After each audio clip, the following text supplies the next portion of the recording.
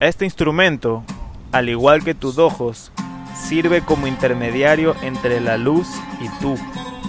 Pero, a diferencia de estos, no tiene voluntad propia ni libre albedrío. Sería interesante cuestionarnos si realmente tenemos libre albedrío, pero para este video vamos a asumir que sí. Volviendo a la cámara, todo lo que necesitas saber sobre fotografía es que estás manipulando la luz. ¿Qué tanta luz ingresa? ¿Por cuánto tiempo? ¿Y con qué facilidad? Mira, con qué facilidad entra la luz. Esto en fotografía se llama el triángulo de luz, pero ya regresamos a eso.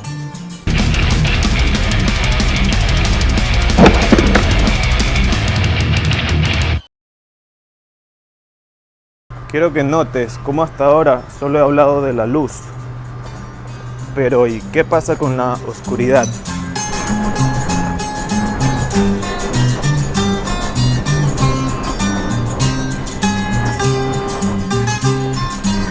La oscuridad es la ausencia de luz, es segura, siempre va a existir, siempre estará disponible. La luz, por otro lado, no necesariamente.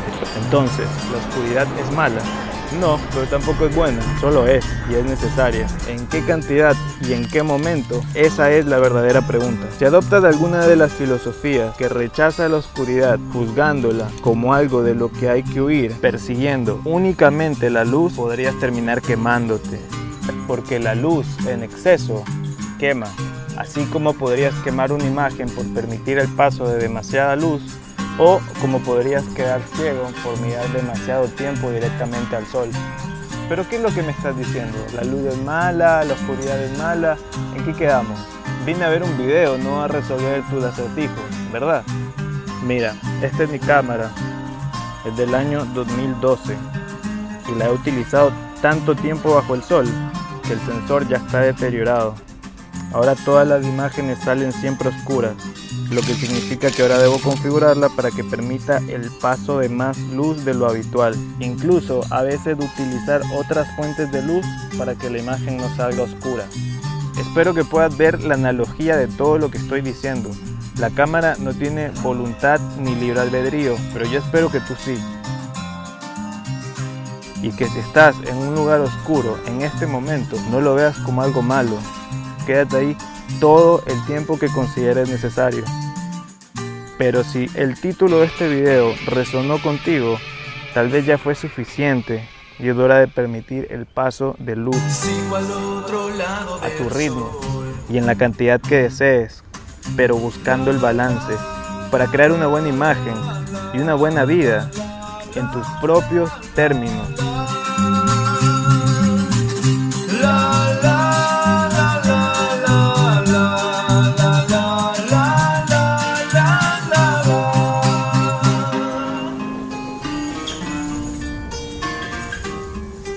Este video no lo hago ni para darte una lección de fotografía, ni tampoco una lección de vida, porque ni soy tan buen fotógrafo, ni tengo la cabeza metida en el para andar dando consejitos.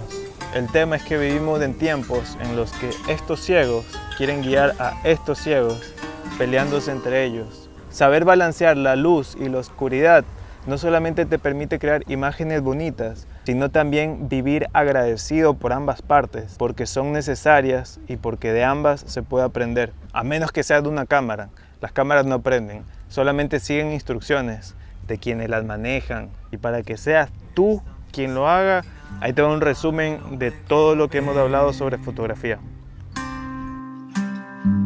Se cree mucho más fuerte y en realidad más ciego es. ¿Cuánta luz necesita una imagen? Todo comienza con el triángulo de exposición, que está compuesto de 3 partes. El ISO es un valor que representa qué tanto se aclara la imagen digitalmente, así que a menos que tengas una cámara muy cara, lo mejor es mantenerlo lo más bajo posible. La apertura, como el nombre lo dice, mide qué tanto se abre el lente para dejar pasar más o menos luz. El único detalle es que mientras más abierto esté el lente, más difícil será de enfocar porque el área de enfoque se vuelve más pequeña. Y finalmente mi favorita, la velocidad de obturación. Voy a necesitar varios videos para explicarlo bien, pero en resumen la idea es cuánto tiempo el sensor se mantiene abierto para recibir luz. Así que si quieres una fotografía sin movimiento vas a usar una velocidad rápida, y si quieres capturar el movimiento vas a probar con velocidades más lentas. Todas las cámaras y teléfonos pueden configurarlo automáticamente, pero si quieres hacerlo tú mismo debes preguntarte: